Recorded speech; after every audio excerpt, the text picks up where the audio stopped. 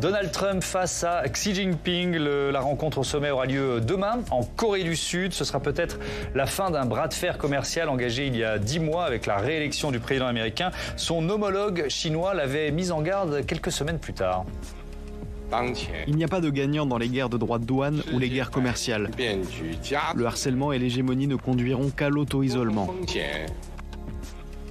Sur la table des négociations, il y a les terres rares, les semi-conducteurs, l'intelligence artificielle, mais aussi l'avenir de Taïwan. La Chine est-elle en position de force? Comment l'Europe peut-elle résister face à ces deux géants? On en débat dans une minute. Et puis dans la seconde partie de notre émission, cette question, la France est-elle le pays le plus touché par les cancers? C'est une étude du magazine scientifique The Lancet qui l'affirme. Est-elle trop alarmiste? Comment expliquer une telle recrudescence? Les reculs environnementaux vont-ils aggraver la situation? On répondra à toutes ces questions dans 3 quarts d'heure. Vous pouvez témoigner sur ce thème, poser vos questions en flashant ce QR code, participer à Sens Public, notamment sur l'affrontement Chine-USA. La guerre douanière va-t-elle prendre fin? Première réponse en images, Hugo Lemonnier. Trump parviendra-t-il à un deal avec la Chine? À 24 heures de sa rencontre avec Xi Jinping, la première depuis la réélection du locataire de la Maison-Blanche, le président américain affiche son optimisme.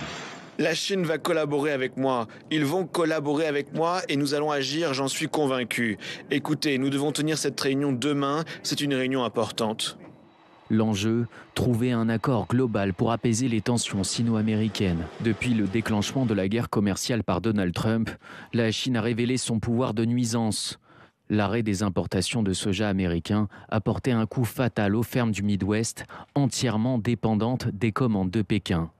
Autre levier, et pas des moindres, la Chine a durci le contrôle des exportations de terres rares, des matériaux dont elle détient le quasi-monopole et qui sont, aujourd'hui, essentiels à l'industrie de la tech. En réaction, les États-Unis ont menacé la Chine d'une augmentation de 100% des droits de douane à compter du 1er novembre. Alors, suffira-t-il d'un seul deal pour mettre un terme à la guerre commerciale? Prudence et scepticisme du côté des analystes.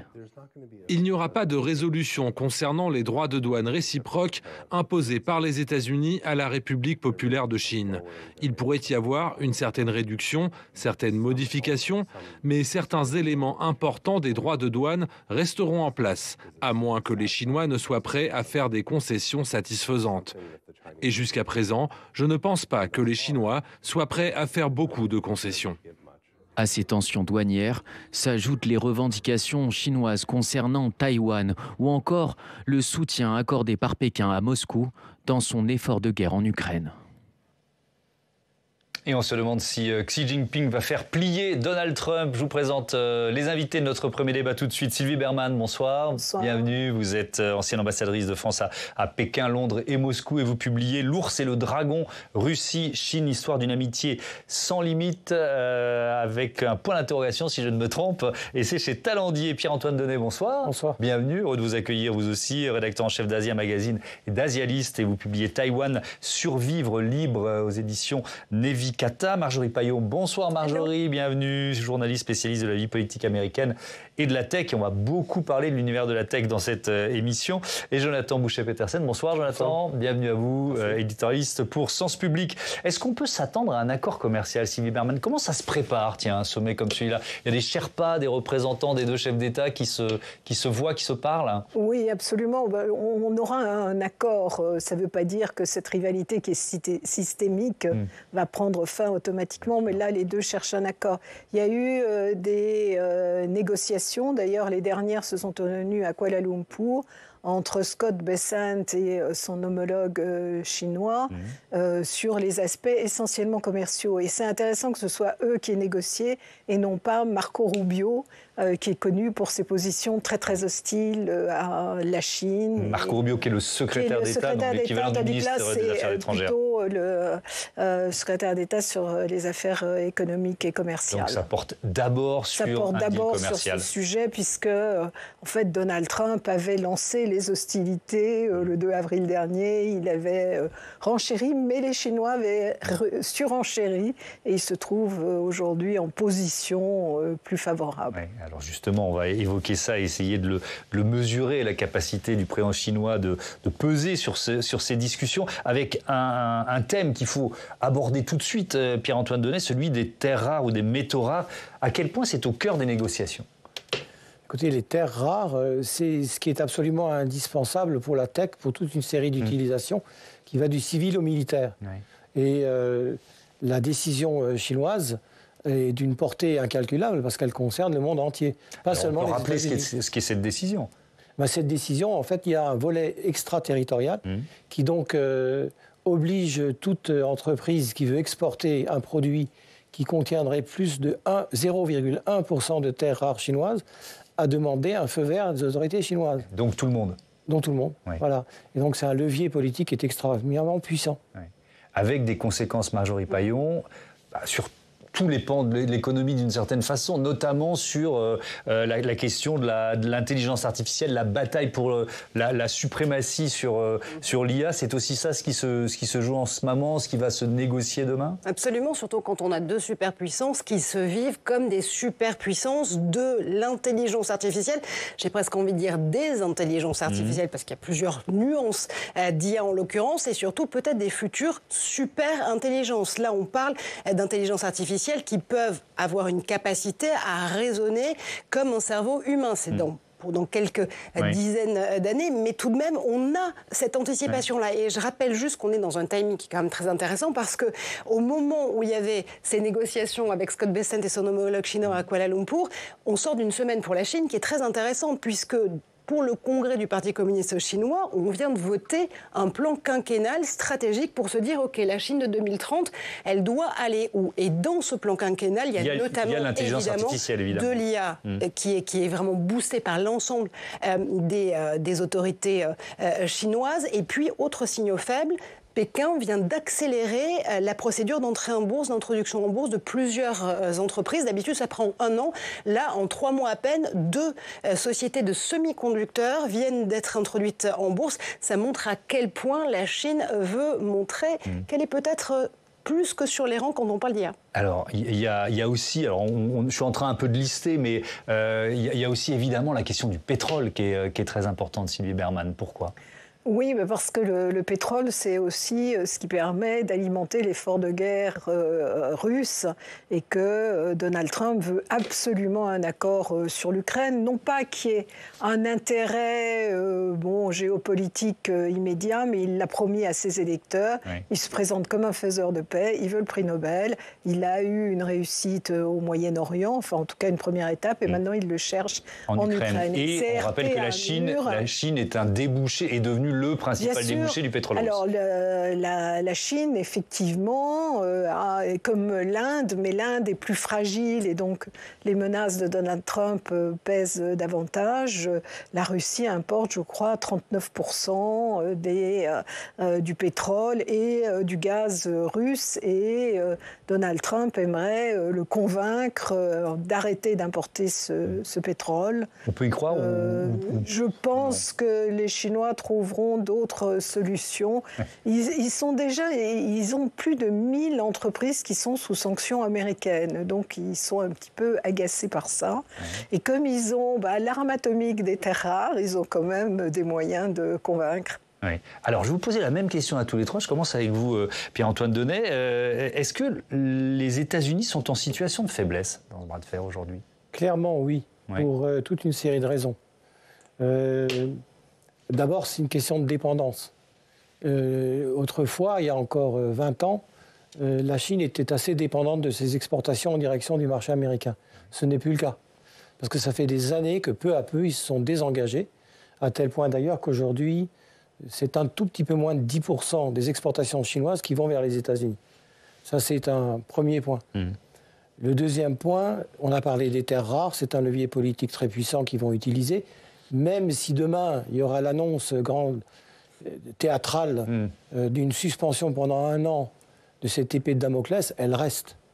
Ce qui veut dire que les Chinois sont quand même maîtres des horloges sur ce plan-là, qui est absolument fondamental. Ça veut dire que la mesure dont vous parliez tout à l'heure, elle pourrait être suspendue pendant 1 an, mais elle est potentiellement dans le tiroir. Il suffit de rouvrir le tiroir. Et même si, par extraordinaire, ils la supprimaient pour le moment, rien ne leur interdirait de reprendre la même direction dans 1 an. Bien sûr. Donc, si vous voulez, cette menace va rester sur les États-Unis, et d'ailleurs une partie du monde, comme étant toujours omniprésente, quoi qu'il arrive demain. Puis alors ensuite, il y a, si vous voulez, les personnalités. Quand on compare d'un côté Xi Jinping et soi-disant le maître du monde, qui en tout cas qui se présente comme tel, le président des États-Unis, il y a un fossé de différence. Parce que d'un côté, on a Xi Jinping qui est quelqu'un de très calculé, qui lui ne vise pas le deal du demain, mais le long terme. Donc si vous voulez, c'est un timing très différent. Et en face de lui, il y a quelqu'un qui change d'idée à peu près tous les matins. Oui. Et qui connaît bien, parce qu'ils se connaissent très bien tous les deux. On y reviendra là-dessus. Marjorie Parillon, la temporalité, je trouve ça intéressant d'en parler peut-être maintenant, parce que c'est peut-être aussi l'une des faiblesses, d'une certaine façon, de Donald Trump. Vous savez, on l'a dit beaucoup sur ce plateau, notamment au moment des négociations ou pas avec la Russie, on n'a pas le même sens du timing quand on est la Chine, la Russie et quand on est les États-Unis. Donald Trump, il faut qu'il ait des quick wins, des deals très rapides, des accords qui soient signés, parce qu'il est dans un calendrier politique où dans 1 an, quasiment jour pour jour, on sera aux élections de mi-mandat, où il faut qu'il s'assure de garder la main au Congrès, sur le plan domestique. Oui, on voyait les effets de la guerre commerciale, par exemple, pour les agriculteurs du Midwest qui produisent du soja. Et ça, c'est l'autre levier absolument crucial. Le soja, alors je sais, on va parler beaucoup de tech, mais le soja, c'est un levier absolument crucial parce que les États-Unis, c'est le premier exportateur mondial de soja. Or, la Chine, c'est leur premier acheteur. Oui, mais il y a un État très particulier aux États-Unis, la Louisiane, dont Mike Johnson, le patron de la majorité républicaine à la Chambre des représentants, et là aussi le premier représentant. Et les agriculteurs de Louisiane voient d'un très mauvais œil le fait que leur destin soit suspendu, notamment à ces accords-là. Or, dans l'électorat MAGA, Make America Great Again, l'électorat vraiment puriste de Donald Trump, il y a une grande partie rurale et il y a une grande partie d'agriculteurs et d'agricultrices qui aujourd'hui se disent « Est-ce qu'on n'est pas en train de retourner la raison pour laquelle on a élu Donald Trump, l'économie, le fait de venir à notre chevet, est en train de se retourner contre nous. » Donc il faut qu'il signe un accord pour donner satisfaction à ses électeurs. Le soja, mine de rien, ça a l'air de... Enfin, c'est quand même, pour les États-Unis, 0,6% du PIB, ça représente plus que l'économie toute réunie du Kenya ou de la Bulgarie. Donc on n'est pas en train de se parler de petites sommes d'argent. Et en effet, le sens du timing, complètement différent, et qui peut ne pas jouer en faveur de Donald Trump là. Sylvie Bermann, votre avis, il y a quand même aussi des points forts côté américain? Non, mais bien sûr, il y a l'hégémonie du dollar, et puis effectivement, il y a une hégémonie sur le plan militaire aussi, même si les Chinois sont en train de véritablement accélérer. Ouais. Mais je ne pense pas qu'il va y avoir... On fera un chapitre militaire tout à l'heure. De toute façon. Ouais. Non, mais les Américains conservent un poids, on le voit dans les autres affaires du monde. Mais là, il y a un rapport de force qui n'est pas nécessairement en sa faveur. Xi Jinping, c'est un peu une force tranquille, et donc il a réagi avec la manière forte, ce que respecte Donald Trump, sans énervement non plus. Et le fait de ne pas avoir de limite dans le temps, mais de toute façon, les Chinois, on parlait du 15e plan quinquennal tout à l'heure, résonne de toute façon toujours sur le long terme, et il n'y a pas d'opinion publique qui risque de les renverser. Pratique, hein. Effectivement, c'est pratique. C'est pour ça que Donald Trump laisse planer l'idée d'un nouveau mandat en 2028. Oui, ça c'est vrai. Ça fera peut-être l'objet d'un débat, ça, tiens. Est-ce qu'on pourrait avoir un Trump number 3 ? Alors, on va donner la parole, tiens, dans ce débat au président chinois, parce que, alors, en général, quand on choisit des extraits de communication chinoise, c'est quand même très langue de bois. Les politiques françaises sont battues. Mais alors là, on est au mois de mai. On est quelques mois après le retour de Donald Trump. La guerre commerciale a été lancée. Et pour une fois, Xi Jinping y va clairement. Écoutez-le. Il n'y a pas de gagnant dans les guerres de droits de douane ou les guerres commerciales. Le harcèlement et l'hégémonie ne conduiront qu'à l'auto-isolement. Je crois qu'on est au max de la menace version Xi Jinping. Mais vous savez, ça c'est quand même de la langue de bois, je m'explique. Oui, forcément. Ce n'est pas la première fois, loin de là. Oui. Ça fait partie d'un langage codé qui existe depuis très longtemps. D'accord. Et là, par contre, il y a une faiblesse chinoise, c'est qu'en fait, il y a un discours fossilisé de dirigeants qui sont octogénaires ou pas loin. Et qui ont beaucoup de mal à s'adapter justement au langage d'aujourd'hui. Effectivement. Alors, je vais vous redonner la parole dans un instant là-dessus. Mais d'abord, parce que sinon, vous allez commencer à dire beaucoup de choses que Jonathan a prévu de raconter, puisque vous vouliez nous dire, Jonathan, on parle effectivement de ce bras de fer, que peut-être que le président chinois est l'un des seuls ou le seul dirigeant qui peut ouvertement, comme ça, entretenir un rapport de force avec Donald Trump. Oui, c'est ce qu'on a commencé à dire. Je pense même qu'il est le seul. Il y a vraiment un cas à part et c'est un grand game changer, même dans la façon dont les États-Unis se perçoivent à l'échelle du monde. Donc on l'a vu, on l'a dit au moment de cette déclaration de guerre commerciale par Donald Trump qui a visé tous les pays un peu tous azimuts de façon erratique mais violente. Tout le monde s'est couché, globalement, tout le monde a cherché à amadouer, à être un peu flagorneur, à trouver une façon de limiter la casse. Et il y en a un qui quand même était en bloc et est apparu comme étant assez différent des autres, qui a assumé une position dure, qui jusqu'à présent a quand même plutôt semblé efficace, même si, comme on l'a dit, ça demande à être confirmé dans le détail de ce deal, qui sera qu'un deal intermédiaire, etc. Mais il n'empêche que dans la dynamique et dans la façon dont ça apparaît aux yeux du monde, la Chine a imposé une forme de réciprocité en disant OK, on y va. Et que ça, quand même, ça parle psychologiquement à Donald Trump. 2, on a bien compris que le rapport de force, en se posant en alter ego, c'est à peu près la seule chance d'obtenir quelque chose. Et puis Xi Jinping, alors c'est intéressant, il y a aussi ce qu'il veut montrer, il veut s'imposer ou se présenter en tout cas comme le résistant en chef face au monde occidental. Oui, donc on l'a vu, on avait fait une émission au moment du sommet de Tianjin en Chine, justement avec cette parade militaire, la vingtaine de dirigeants qui étaient là, et notamment le russe Vladimir Poutine et l'indien Narendra Modi, dans des registres différents. Et ce sommet, en fait, il a donné à voir donc l'émergence, en tout cas la volonté d'émergence, l'incarnation d'un nouvel ordre international, marqué par, d'un côté, donc l'ascension de la puissance chinoise, ascension continue, complexe et à nuancer, mais quand même une ascension continue, et l'essoufflement de l'hégémonie américaine. Et d'une certaine manière, il y a une expression qu'on utilise beaucoup, qui est celle de Sud global. On sent quand même... Là, on l'a visualisé, quoi. Un peu plus concrètement. Donc après, chacun a ses agendas, du Brésil à l'Inde en passant par la Chine. On ne peut pas dire qu'il y a un bloc, mais quand même, on sent quand même qu'il se passe quelque chose. Et aux yeux du monde, en fait, qui voit l'Occident décliner d'un côté, le multilatéralisme s'effondrer sous les coups de boutoir de Trump, on a Xi Jinping, ça a été dit, qui apparaît presque comme un dirigeant raisonnable, posé, s'inscrivant dans le temps long, qui laisse rien transparaître de ses émotions, qui est capable de prévoir des politiques qui se comptent en décennies.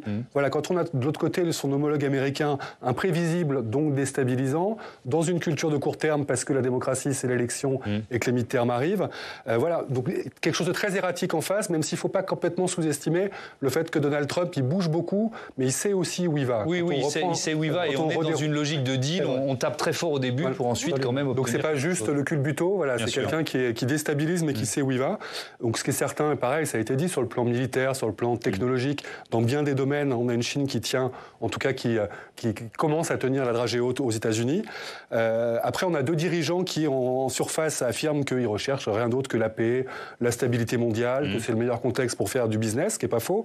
Mais la lutte entre ces 2 géants, elle est structurante. C'est une obsession en Chine, c'est une obsession aux États-Unis, et évidemment, elle ne fait que commencer. Et puis avec une question pour l'Europe, vers qui se tourner, puisqu'effectivement Xi Jinping apparaît comme un modèle de stabilité. Est-ce qu'il faudrait se tourner vers la Chine comme un allié ou une alliée?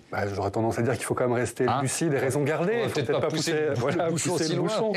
Parce que d'une certaine manière, ça nous plaît de voir Xi ne pas se coucher devant Trump.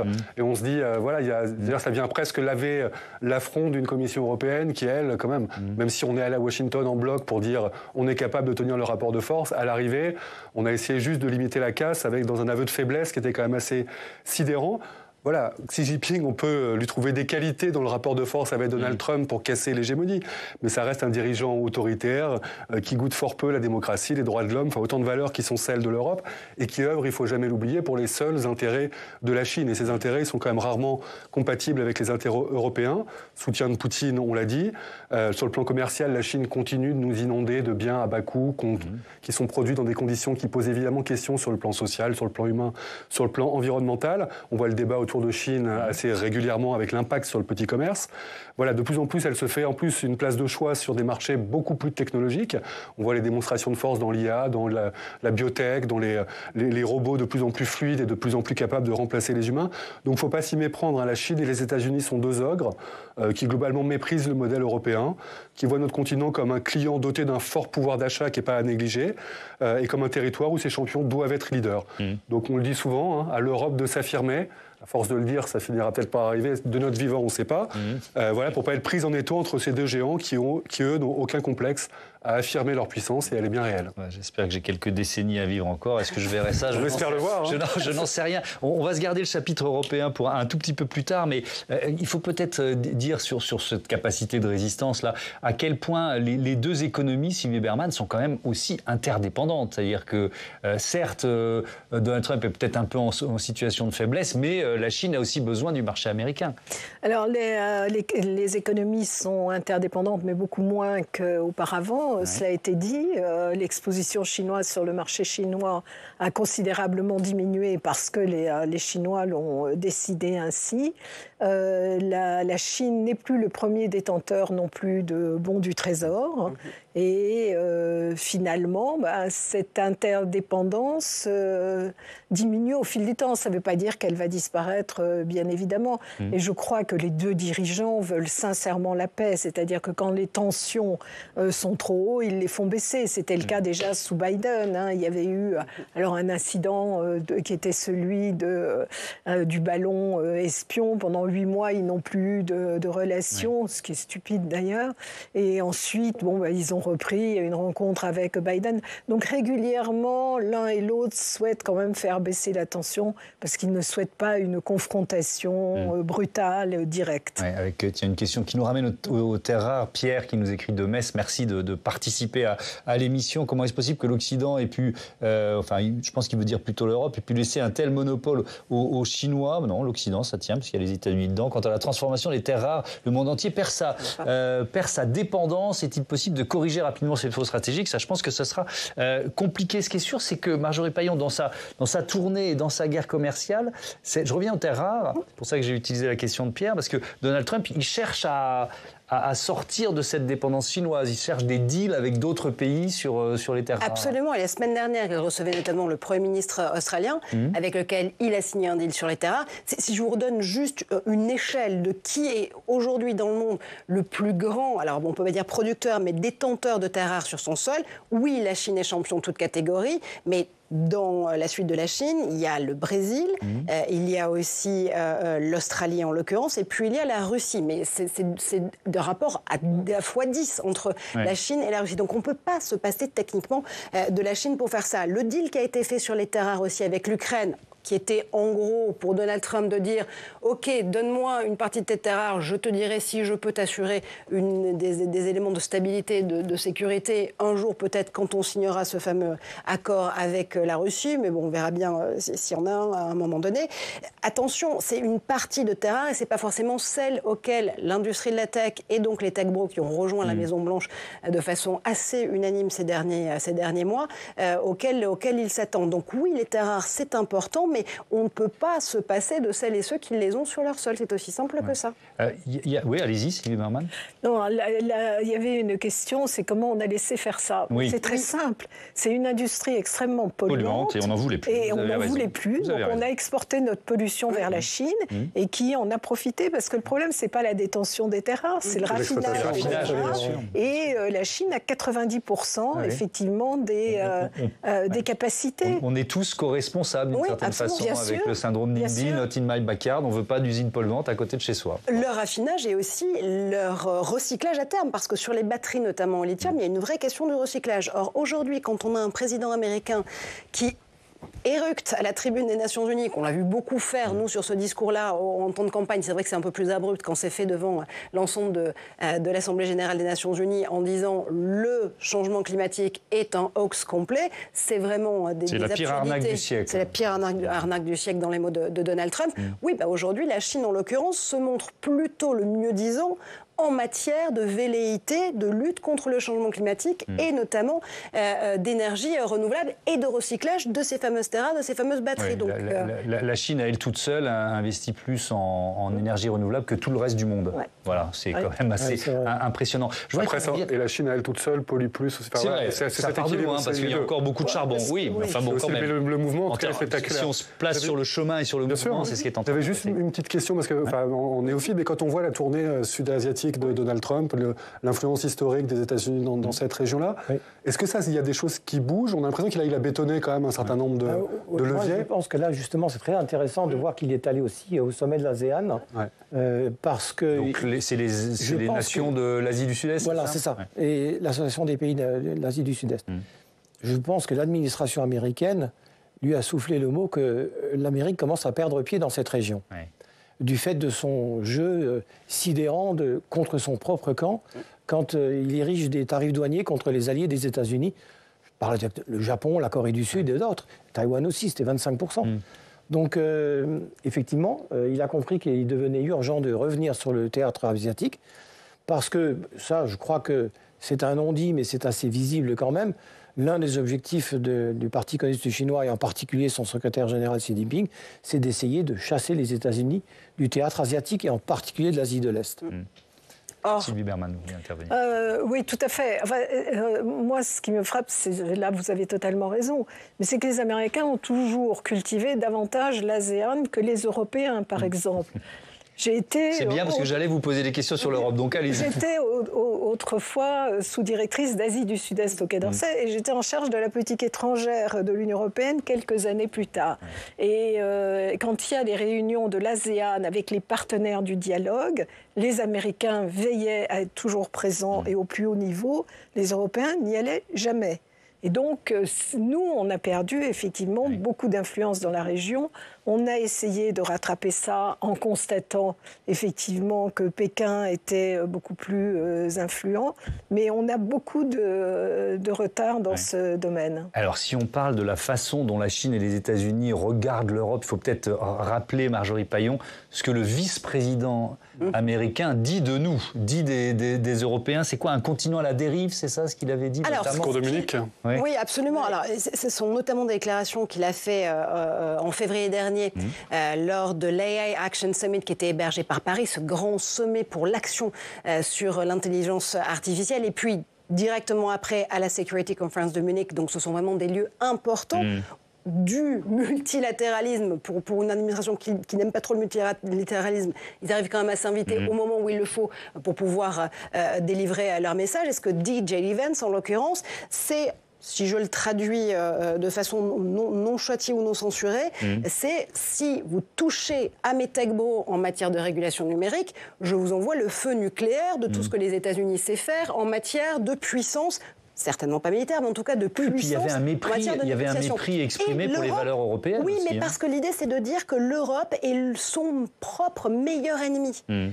Et de ce point de vue-là, dans certains cercles européens, vous trouverez des voix pour vous dire que J.D. Vance n'a pas forcément tort, en l'occurrence. De ce point de vue-là, sur la concurrence intra-européenne, intra-membre de l'Union européenne. Il y avait quelque chose sur les valeurs, quand même, un occidentalisme quand même qui suintait. Il y avait cette idée sur la maîtrise migratoire, sur l'espèce de continent en danger, quoi. Donc quand on voit trop de règles.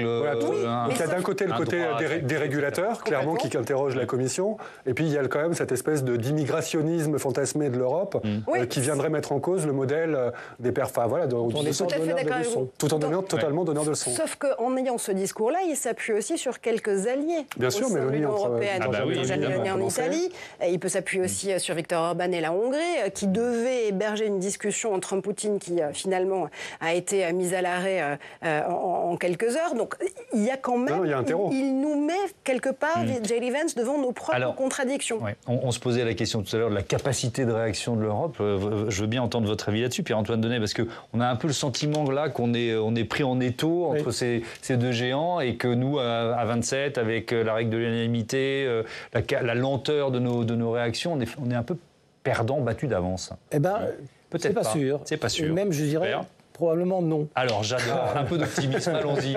Parce que là, je m'inscris non pas en faux après ce que vous avez dit, vous avez tout à fait raison, mais si on regarde les dernières années de relations entre l'Union européenne et la Chine, on a bien vu que, donc, depuis un certain temps, Xi Jinping en particulier, jouait la carte de l'Europe contre les États-Unis en espérant que ça deviendrait un contre-pouvoir. Ça n'a jamais été vraiment le cas. Et il a espéré, justement, face à ces facéties interminables de Donald Trump, que de nouveau... il y aurait une sorte de répulsion qui existe, c'est vrai aujourd'hui vis-à-vis des États-Unis, qui pourrait profiter à la Chine. Or, ça n'est pas le cas. Il y a eu un sommet qui devait se passer à Bruxelles Xi Jinping a refusé d'y aller pour des raisons qui sont les siennes, et donc il s'est passé à Pékin. Et l'atmosphère a été glaciale. Mais alors vraiment, franchement, glaciale. Parce que je crois qu'enfin, non seulement la Commission européenne, mais beaucoup de dirigeants européens ont compris que la dépendance à l'égard de la Chine était considérable et qu'il fallait peu à peu s'en libérer. Ça a éclaté avec la pandémie, où on a vu qu'on ne pouvait même plus produire de paracétamol, que les principes actifs étaient en Chine et en Inde. Alors, attendez, pour bien comprendre, donc il faut jouer la carte américaine ? Ah ben non, je crois que justement la carte à jouer de l'Europe, c'est ça, c'est l'identité européenne, enfin, face à ces deux superpuissances. C'est tous les débats sur la souveraineté européenne. Qui essayent de dicter leurs lois à l'ensemble du monde. Oui, mais avec des pays qui jouent à fond la carte américaine et qu'il faut faire sortir de la salle pour garder une unanimité. Je vais donner deux exemples. Le premier, à quel point justement l'Europe s'est réveillée. Aujourd'hui, la Chine est de nouveau le premier partenaire commercial de l'Allemagne. Eh bien, l'Allemagne s'est affranchie des diktats chinois. On l'a vu ces derniers temps avec le ministre des Affaires étrangères allemand, qui dit non à des ouvertures chinoises en disant non, ce n'est plus pareil. Ensuite, on voit aussi que la politique française s'est quand même de nouveau ouverte à l'égard du Pacifique. La tournée de Macron, là, il va retourner bientôt au Japon et en Corée du Sud. Pas de Chine, d'ailleurs, pour une fois, ce qui est assez étonnant, alors qu'il y allait chaque année, avec des embrassades à n'en plus finir. Donc ça, c'est deux exemples. Et le troisième, eh bien, je crois que les accords se nouent peu à peu entre l'Europe et la Corée du Sud d'une part, et aussi le Japon. Allez, un mot sur la carte à jouer européenne, votre avis, Sylvie Bermann? Non, mais bon, moi, évidemment, je suis en faveur de l'autonomie stratégique, ce qui se décline sur le plan militaire, sur le plan technologique et sur le plan commercial. On n'est quand même pas dans une situation très favorable avec la Chine qu'on a définie comme un concurrent, un rival systémique, etc. Et de l'autre côté, notre allié, ami, protecteur, qui non seulement nous méprise, mais qui nous attaque. Je veux dire, la séquence dans son golfe en Écosse et l'imposition des 15% de droits de douane, c'est extrêmement brutal.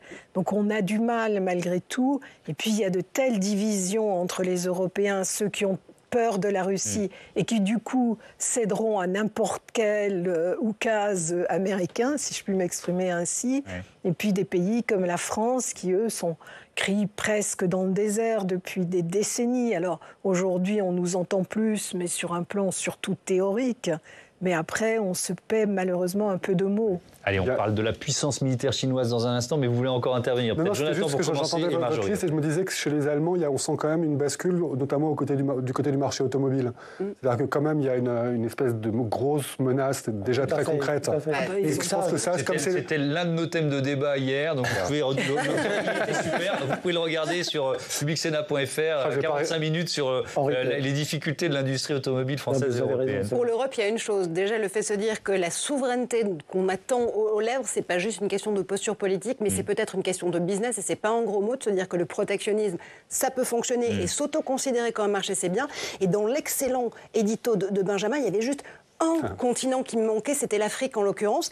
Quand les États-Unis mettent un point d'orgue au financement de l'aide de développement via USAID en Afrique, eh bien c'est la Chine qui gagne en matière de soft power parce qu'elle peut justement se montrer très à l'écoute de ces pays-là. Or, soft power, je ne suis pas sûr. Assistance fraternelle, entre guillemets, peut-être. Mais soft power, non. Le relais de croissance de la Chine, il se joue aussi en Afrique. Allez, on se garde 10 minutes pour parler de la question militaire quand même, qui est pas importante, et de Taïwan, montée en puissance de l'armée chinoise que les États-Unis, évidemment, ont bien compris. Écoutez, le ministre américain de la Défense, Pete Hegseth, qui était avec son homologue japonais, il rappelle l'alliance entre les États-Unis et le Japon face à la Chine. Comme le ministre et moi en avons discuté aujourd'hui, la situation sécuritaire autour du Japon et dans la région demeure critique. Nous sommes complètement d'accord. Les menaces auxquelles nous faisons face sont réelles et urgentes. Le renforcement militaire sans précédent de la Chine et ses actions agressives parlent d'elles-mêmes. Que l'on ne s'y trompe pas, notre alliance est essentielle pour dissuader l'agression militaire chinoise, répondre aux éventualités régionales et assurer la sécurité de notre pays. Alors on se souvient de vous l'avez évoqué tout à l'heure, de ce défilé militaire impressionnant à Pékin. C'était à l'occasion du 80e anniversaire de la fin de la Seconde Guerre mondiale. On va revoir ces images. Xi Jinping a dit ce jour-là, la Chine est inarrêtable. La phrase exacte, c'est la renaissance de la nation chinoise est inarrêtable.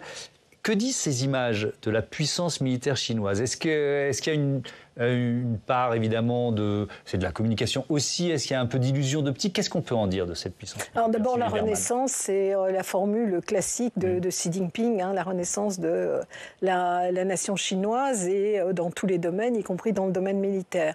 Alors, il y a deux priorités. Il y a d'une part toute la dimension navale, parce que les Chinois avaient le sentiment à chaque fois qu'ils sortaient de leur côte de se heurter à des sous-marins américains. Donc leur but, c'est effectivement d'essayer de repousser au plus loin ou de chasser les Américains. Et je lisais ce matin dans le Parisien, pardon, je donne juste cette info sur la flotte chinoise. Et tous les 3 ans, la Chine construit l'équivalent de la marine nationale. De la marine française, absolument. C'est quand même C'était il y a quelque temps, tous les 4 ans. Maintenant, c'est tous les 3 ans. Il y a une véritable accélération. Il y a 12 ans, quand j'étais en Chine, ils ont eu leur premier porte-avions qui était une vieille coque vendue par les Ukrainiens qui n'était pas extrêmement moderne, il n'y avait pas de catapulte, ils en sont à 3 maintenant et ils continuent. Et il y a un autre domaine, c'est également le domaine nucléaire, parce qu'ils étaient très très décalés par rapport aux 2 superpuissances nucléaires que sont les États-Unis et la Russie, et ils sont en train de rattraper. Ils ont 600 missiles déjà, ils envisagent d'en avoir 1 millier d'ici à 2030. Donc il y a une vraie puissance. Alors il y a un effet démonstratif et dissuasif si les Américains étaient tentés d'intervenir aux côtés de Taïwan. Comment il faut prendre ces images, Pierre-Antoine Denet, de défilé militaire, de puissance militaire? Vous l'avez dit, Sylvie, effectivement, il y a un côté théâtral. Et derrière se cache, comme vous l'avez dit, une véritable puissance qui est en train de croître sur le plan militaire. Mais c'est une armée qui n'a pas combattu depuis très longtemps. Alors j'allais dire, mais avant ça, je voudrais quand même situer un peu.